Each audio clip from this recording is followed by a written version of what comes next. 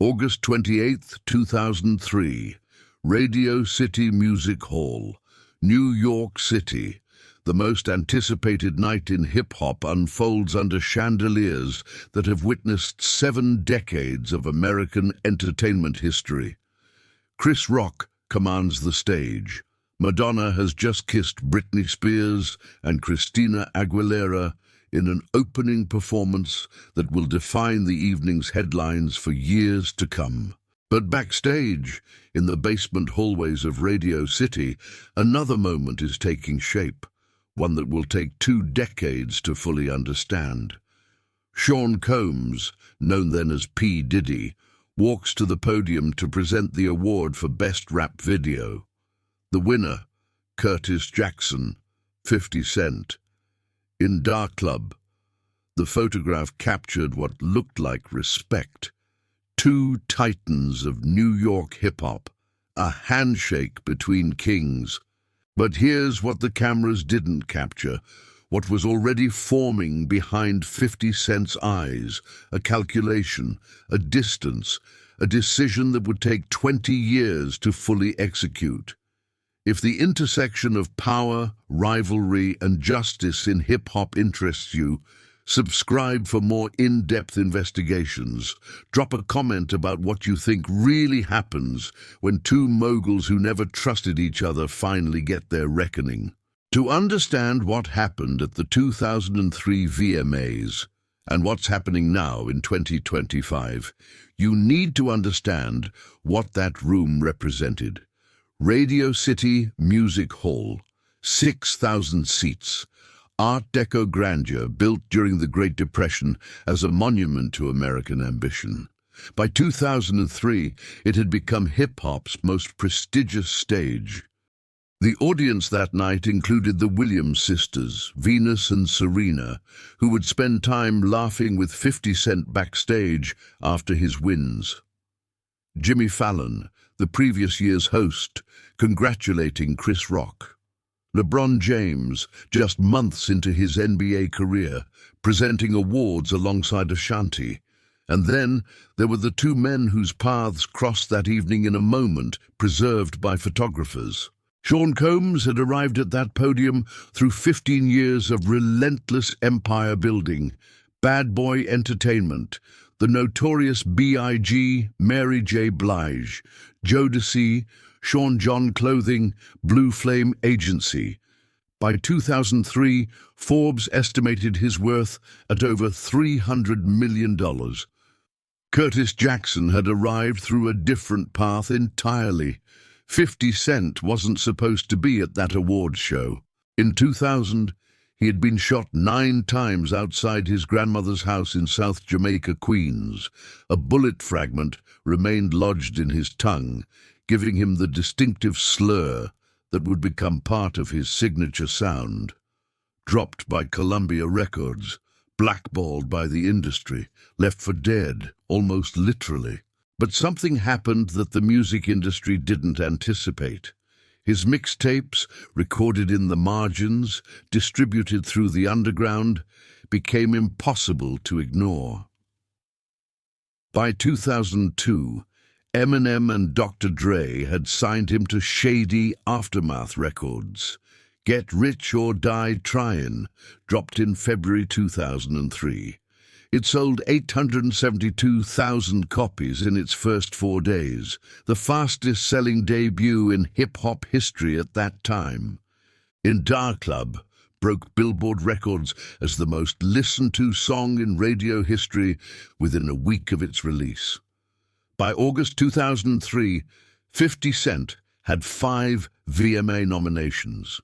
He walked into Radio City Music Hall, not as an underdog, but as the most commercially dominant force in rap music. When he accepted the Best Rap Video award from Sean Combs that night, he was holding 2 Moon Man trophies. But according to 50 Cent's own later accounts, something else was already on his mind.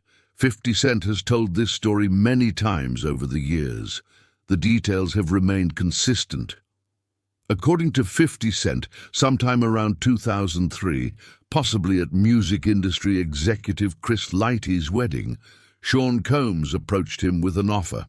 "He asked to take me shopping," 50 Cent told The Hollywood Reporter in 2024. "I thought that was the weirdest shit in the world, because that might be something that a man says to a woman." He continued, "I'm just like, no, I'm not fucking with this weird energy or weird shit coming off the way he was just moving. From that, I wasn't comfortable around him." Combs has addressed this story directly. In a 2018 appearance on The Breakfast Club, he offered a simple explanation. "Yeah, I thought he needed some clothes. I'm a nice guy." But for 50 Cent, that moment became a dividing line. "I wouldn't call it a friendship because there wouldn't be disappointment between us if we didn't speak to each other," 50 Cent later clarified. "It was mostly work. There's points that we worked together." He noted that Jennifer Lopez, who was dating Combs at the time, had actually recommended him to Diddy as a songwriter. He did ghostwriting work on several bad boy projects, including claiming contributions to Let's Get It in 2001. But socially, 50 Cent says he kept his distance. "I've been very vocal about not going to puffy parties and doing shit like that," he told The Hollywood Reporter. "I've been staying out of that shit for years. It's just an uncomfortable energy connected to it. If the shopping offer created distance, what happened in 2005 created adversaries." Mason Durrell Beather, known as Mase, had been one of Bad Boy's biggest stars in the late 1990s. His debut album, Harlem World, went quadruple platinum. But in 1999, he retired from music to become a minister. By 2004, Mase wanted back in, and he wanted out of his Bad Boy contract. 50 Cent saw an opportunity. He offered to buy out Mase's contract and sign him to his G-Unit label. "He created some material that I was excited about," 50 Cent later told The Howard Stern Show. "And when we came back to try to make the deal, me and Puff, Diddy was being unreasonable." According to 50 Cent, Combs demanded $2 million for the contract buyout, and 50 Cent's resentment crystallized. "He's a sucker," 50 Cent said of Combs, a word he would use repeatedly over the next 2 decades. In September 2006, 50 Cent released a track that crossed a line no other major artist had dared to cross publicly. The song was called The Bomb, also known as hip-hop.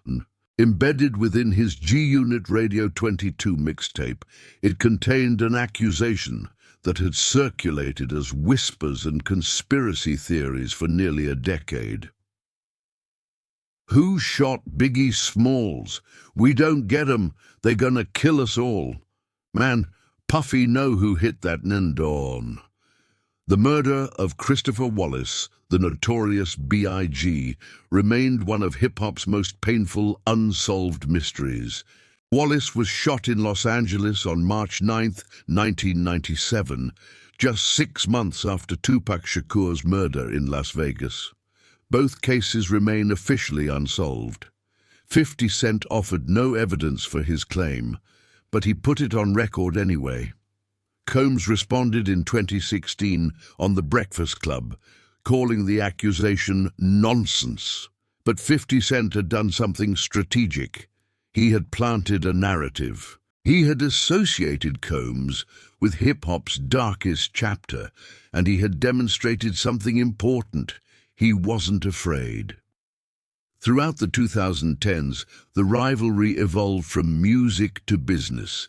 In 2007, Combs entered a partnership with Diageo to promote Ciroc vodka, a deal that would last until 2023. The brand became synonymous with his image: luxury, celebration, the good life. In 2016, 50 Cent aligned with FN Vodka, a rival brand. What followed was a war of marketing and mockery. Puffs is not even vodka, it's grapes, 50 Cent said on Drink Champs in 2018, referencing Kirok's grape-based distillation. It says, made with vodka. French Montana, who had signed with Bad Boy Records, recorded himself throwing bottles of effin' vodka into a dumpster in response to 50 Cent's mockery of Ciroc. But 50 Cent wasn't really fighting about vodka. He was conditioning the public. Every meme, every Instagram post, every joke. 50 Cent was systematically stripping away the aura of untouchability that Combs had cultivated for decades. He was making it acceptable to laugh at the mogul, to question him, to doubt him, and he was doing it in public view, building a record that couldn't be erased. In November 2018, something happened that briefly paused the hostilities. Kim Porter, Combs' longtime partner and the mother of 3 of his children, died suddenly at age 47. The cause was later determined to be lobar pneumonia. 50 Cent publicly offered condolences. That same year, Combs appeared on The Breakfast Club and extended an unexpected olive branch. I don't have no beef with Fif.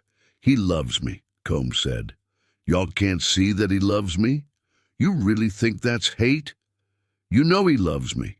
Me and him could be friends, but he doesn't want to be my friend.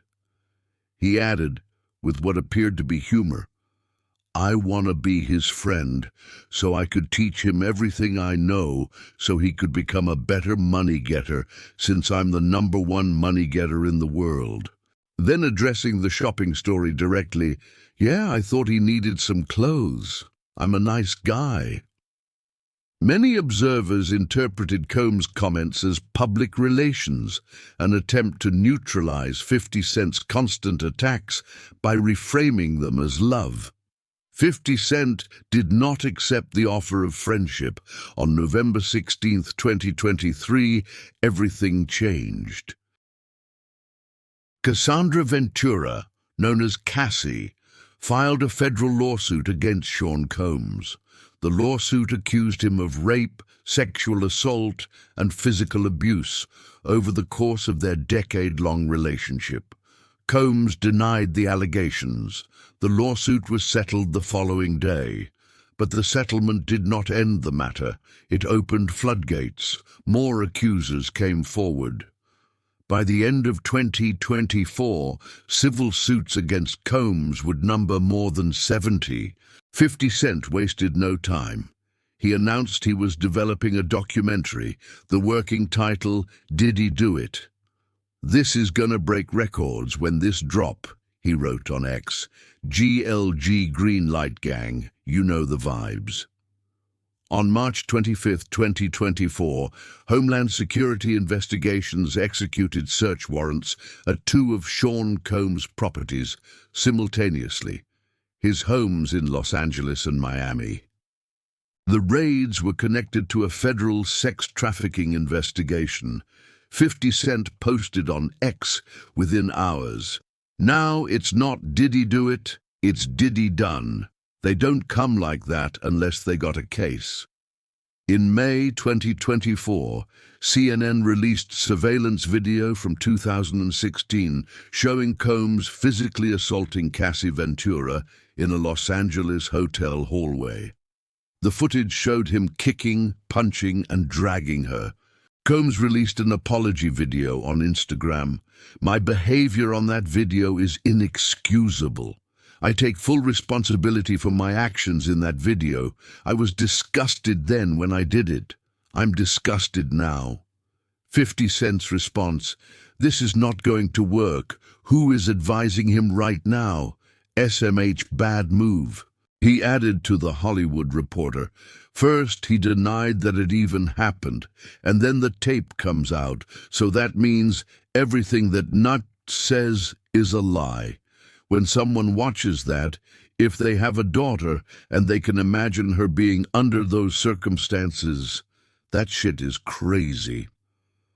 On September 16, 2024, federal agents arrested Sean Combs at a hotel in Manhattan. The indictment charged him with racketeering conspiracy, sex trafficking, and transportation for purposes of prostitution. Combs pleaded not guilty to all charges. He was denied bail and held at the Metropolitan Detention Center in Brooklyn. But in the 6 days before his arrest, Combs had been filming himself. A videographer had been capturing footage of Combs in his hotel room as he strategized with his legal team, responded to developments in his case, and grappled with mounting accusations. That footage would become the most explosive element of what was to come. The footage obtained for the Netflix documentary Sean Combs: The Reckoning shows Combs in the days before his arrest in intimate detail. In one sequence, Combs sits in what appears to be a hotel room, speaking with his attorney, Mark Agnifilo. Things are happening, and it's like, I want to fight for my life, Combs says. I want to fight for justice, for not guilty. I want to have a life, to be able to live.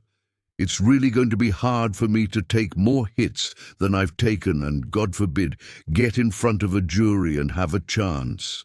His attorney responds, "You didn't do anything wrong. You've handled this with complete honor." Combs's reply reveals his state of mind. "I don't think it's working. We're losing." Then, a statement that would become central to the documentary's narrative. "We need to find someone who will work with us, who has worked in the dirtiest of dirty businesses." In another sequence captured in the documentary, Combs is shown interacting with the public in Harlem, then later requesting hand sanitizer because he had been in the streets among the people. He adds that he felt like he needed to take a bath because he came into contact with some people. That shows you his character. 50 Cent observed in his Good Morning America interview, "What's the odds you would do that in front of a camera? That's one of the moments where he forgot he was on tape." The trial of Sean Combs began on May 5, 2025, in the Federal District Court in Lower Manhattan. Over 6 weeks, the prosecution called 34 witnesses. Cassie Ventura testified for 4 days during the first week. Another woman, identified only as Jane, also testified. The defense presented no witnesses. They rested their case in under 30 minutes. During the trial, 50 Cent continued his commentary. He posted on social media suggesting that pro-Diddy protesters outside the courthouse had been paid $20 each to rally in free Diddy t-shirts. "I might go throw that on for an hour tomorrow, LOL, he added. On July 2, 2025, after 3 days of deliberation, the jury returned. Not guilty of racketeering conspiracy, not guilty of sex trafficking, guilty on 2 counts of transportation for the purposes of prostitution under the Mann Act. Combs mouthed, "Thank you," to each juror and turned to his family to say, "I'm coming home, baby." He was wrong. The judge denied bail pending sentencing. At his sentencing hearing, Sean Combs delivered a statement that marked a stark departure from the confident mogul the world had known. "Domestic violence will always be a heavy burden that I will have to forever carry," he said. "My actions were disgusting, shameful, and sick. I was sick from the drugs. I was out of control. I needed help, and I didn't get the help, and I cannot make no excuse." He continued, "I am just a human being. I was trying my best. I got lost in my excess and lost in my ego. Because of my decision, I lost my freedom and the opportunity to raise my children and be there for my mother." Prosecutors had sought at least 11 years. The defense requested 14 months. Time served. Judge Arun Subramanian sentenced Combs to 50 months in federal prison, plus a $500,000 fine and 5 years of supervised release. You have a chance to show your children what true change and accountability look like, the judge said. I am counting on you to make the most of your second chance. Combs was transferred to the low-security federal prison at Fort Dix in New Jersey. His lawyers announced an appeal. 50 Cent posted on Instagram, Diddy beat the feds, that boy a bad man. Beat the Rico, he the gay John Gotti. On December 1st, 2025, Netflix's chief legal officer received a 4-page cease-and-desist letter from Combs's attorneys. The letter demanded Netflix halt the release of Sean Combs' The Reckoning, the documentary executive produced by 50 Cent. The letter made 3 central claims. First, that the pre-arrest footage had been stolen and was never authorized for release. Second, that the documentary was corporate retaliation against Combs for rejecting a Netflix-controlled documentary proposal in 2023. Third, that Netflix had chosen 50 Cent as producer specifically because of his personal vendetta. The choice of Mr. Jackson to produce the program was Netflix's vindictive response to that rejection, the letter alleged. Netflix released the documentary the next day anyway. The claims being made about Sean Combs, The Reckoning, are false, Netflix stated. The project has no ties to any past conversations between Sean Combs and Netflix. Director Alexandria Stapleton addressed the footage controversy. It came to us, we obtained the footage legally and have the necessary rights. We moved heaven and earth to keep the filmmaker's identity confidential. Within 6 days, 21.8 million people had watched it, making it the second most viewed Netflix title that week. In his interview with Good Morning America, 50 Cent was asked about the accusation that his involvement was driven by personal animosity. What they considering a pre-existing beef for 20 years. It's me being uncomfortable with him suggesting that he takes me shopping, he explained.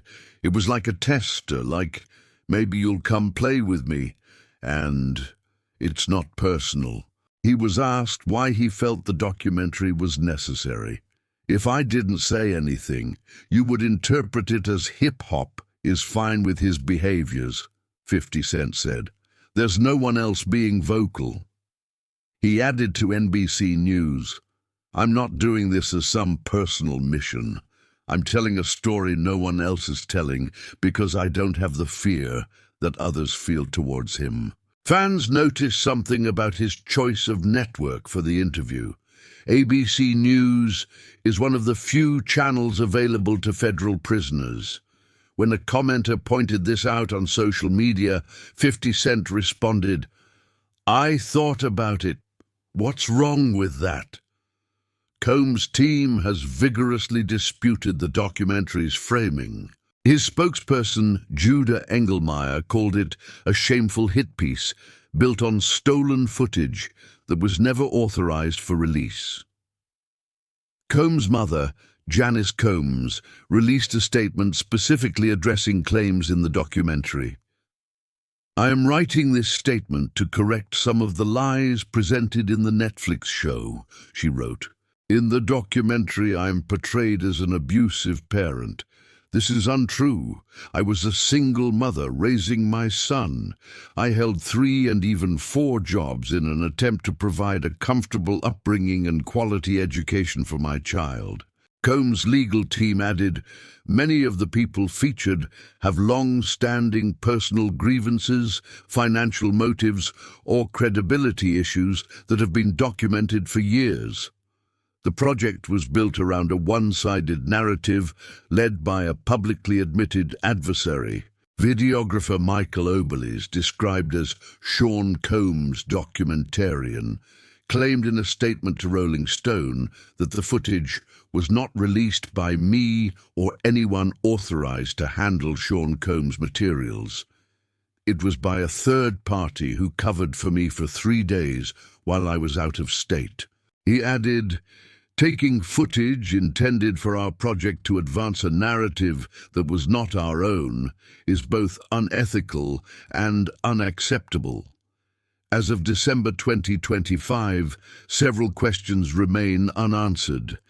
The footage dispute has not been resolved in court. Combs' team maintains it was stolen. Netflix maintains it was legally obtained. The identity of the third party who allegedly provided it remains confidential. Combs is appealing his conviction. His attorneys argue the sentence was inconsistent with a verdict that acquitted him of the most serious charges. More than 70 civil suits remain pending, and 50 Cent continues to post about Combs on social media, sharing memes and commentary to his millions of followers. 22 years after that handshake at Radio City Music Hall, the rivalry shows no signs of ending. What does the photograph from August 28, 2003 actually show?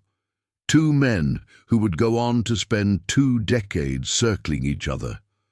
One building an empire of influence, the other building a record of warnings that no one took seriously until they did. Whether 50 Cent was prescient or petty or both depends on who you ask. Whether his documentary is journalism or vendetta or both depends on your perspective. What is undeniable?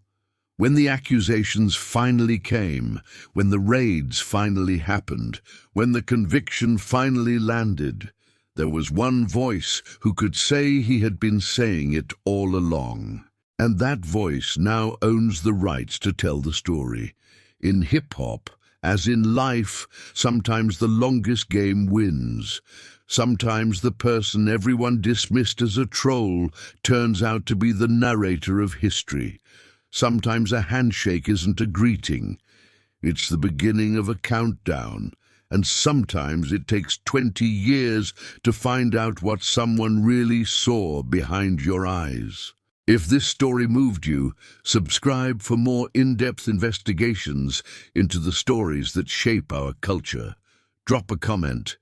What do you think really happened at that 2003 VMAs moment? And what happens when longtime rivals finally get their reckoning?